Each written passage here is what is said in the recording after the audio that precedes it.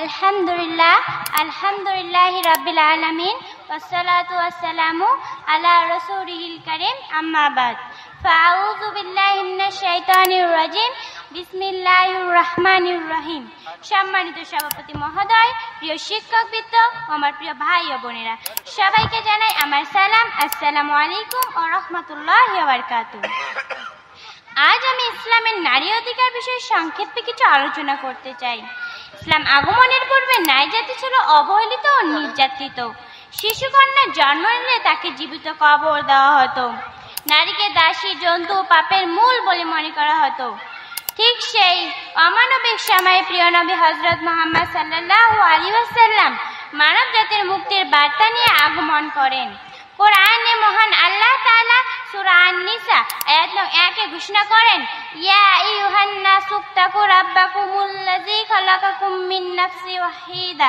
হে মানব জাতি, তোমরা তোমাদের প্রভুকে ভয় করো, যিনি তোমাদের এক প্রাণ থেকে সৃষ্টি করেছেন, অর্থাৎ নারী ও পুরুষ একই উৎস থেকে সৃষ্টি।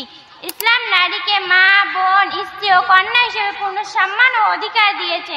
হাদিসে রাসূল সাল্লাল্লাহু আলাইহি ওয়াসাল্লাম বলেন, মা বাবা তোমার জান্নাত বা জাহান্নাম। সুনানে ইবনে মাজাহ 3662। তিনি নিজে দুধ মাতার জন্য চাদর বিছিয়ে দিতেন, যা ইসলামের প্রতি নারী প্রকৃষ্ট উদাহরণ। ইসলাম স্ত্রীকে দিয়েছে বিবাহ বিচ্ছেদ অধিকার, কন্যাকে দিয়েছে উত্তরা অধিকার এবং সমাজে দিয়েছে মর্যাদা আসন। কিন্তু কিছু মানুষ ভুলভাবে বলে যে ইসলাম নারীর স্বাধীনতা কেড়ে নিয়েছে। আসলে ইসলামই প্রথম নারী প্রকৃষ্ট ও নিরাপত্তা নিশ্চিত করেছে।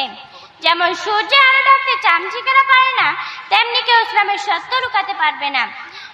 ইসলাম নারীকে দিয়েছে মর্যাদা, অধিকার ও সম্মান। আসুন আমরা সে মর্যাদা রক্ষা করি এবং ইসলামের দৃষ্টিতে নারীকে সম্মান করি। এই বলে আমি আমার সংক্ষিপ্ত বক্তব্যগুলি শেষ করছি। ওয়া আখিরু দাওয়ানা আলহামদুলিল্লাহি রাব্বিল আলামিন। আসসালামু আলাইকুম ওয়া রাহমাতুল্লাহি ওয়া বারাকাতুহু।